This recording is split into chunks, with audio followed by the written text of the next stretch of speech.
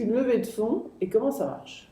Une levée de fonds, c'est l'instrument juridique qui va permettre au chef d'entreprise de financer le développement de l'activité de sa société ou de financer un projet qui nécessite des fonds propres importants. En fonction de l'évolution et du stade de développement de la société, mais également du montant recherché, le chef d'entreprise aura affaire à différents investisseurs financiers. Dans le premier cas, les besoins de financement seront inférieurs à 500 000 euros et là, on se tournera plutôt vers ce qu'on appelle de la love money, c'est-à-dire des montants qui sont prêtés ou investis plutôt par les proches du chef d'entreprise. C'est les fameux 3F, Family, Friends and Fools, c'est-à-dire la famille, les amis et les proches qui sont suffisamment fous pour croire au projet du chef d'entreprise. Ensuite, lorsque l'on est sur une fourchette plus importante, c'est-à-dire 500 000 à 1 million d'euros, là on est typiquement dans ce qu'on appelle l'equity gap, c'est-à-dire que c'est un montant qui est trop important à financer pour les proches du chef d'entreprise et en même temps pas suffisamment élevé pour intéresser un investisseur financier. Et dans ces cas-là,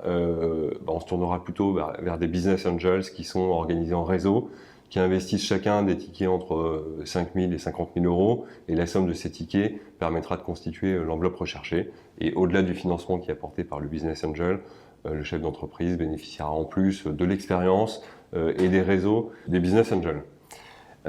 Et enfin, lorsque les montants recherchés sont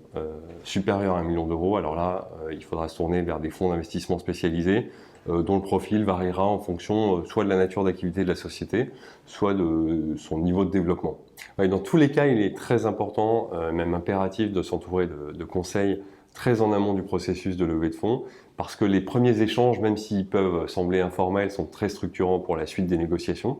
Dès le début, un certain nombre de documents juridiques seront échangés entre les parties, l'accord de confidentialité qui va couvrir les informations échangées entre les parties dans le cadre de leur discussion préliminaire. Ensuite, la lettre d'intention qui va être émise par l'investisseur financier et qui a vocation à décrire les modalités de son investissement, la valorisation qu'il entend retenir de la société dans laquelle il va investir, et puis surtout les conditions sous lesquelles il accepte d'investir. Et c'est là qu'on va rentrer, je dirais, dans le dur de la négociation, c'est-à-dire le pacte d'actionnaires avec un certain nombre de rubriques qui sont maintenant bien identifiées par les professionnels et qui concernent à la fois la gouvernance, l'intéressement du management et puis la stabilité de l'actionnariat. Si on les reprend une par une, la gouvernance, c'est simple, hein, c'est la volonté de trouver un accord entre le chef d'entreprise et l'investisseur financier pour se partager le pouvoir au sein de la société. Alors ça ne veut pas dire que l'investisseur financier a vocation à prendre les rênes de l'entreprise, au contraire, il est plutôt un partenaire du chef d'entreprise, mais malgré tout, il va vouloir contrôler son investissement, surveiller comment cet investissement est géré et donc demander à avoir un certain nombre d'informations relatives à la gestion de la société. Donc c'est ce qu'on appelle les clauses de reporting, au terme desquelles le chef d'entreprise s'engagera à remonter un certain nombre d'informations à l'investisseur financier. C'est également toutes les clauses qu'on trouve de manière classique qui sont relatives à la nécessité d'informer au préalable l'investisseur financier de toute décision structurante relative à la société. Et puis pour les décisions les plus importantes qui engagent la société sur le long terme, alors là, l'investisseur demandera à ce que son autorisation préalable soit recherchée. Donc ça, c'est l'aspect gouvernance. Vous avez un deuxième aspect qui est la stabilité de l'actionnariat. Évidemment, l'investisseur financier qui investit dans la société investit sur une équipe et donc il souhaite que cette équipe reste entre guillemets investie dans la société et donc on va mettre en place des outils juridiques qui auront vocation à contrôler les cessions de titres entre les parties et notamment entre les cadres dirigeants.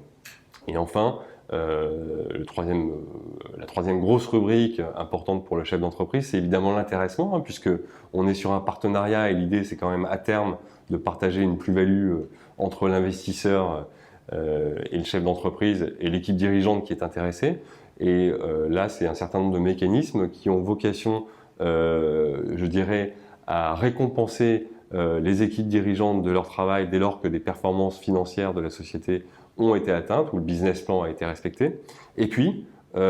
si on trouve un tiers cessionnaire qui accepte de racheter la participation de l'investisseur financier, de convenir des modalités de partage de cette plus-value entre l'investisseur financier et l'équipe dirigeante. Donc c'est vraiment, on est dans un partenariat qui doit être gagnant-gagnant. Et pour que ça fonctionne, il faut impérativement que le chef d'entreprise, qui par ailleurs, pendant toutes ces négociations, doit gérer l'entreprise,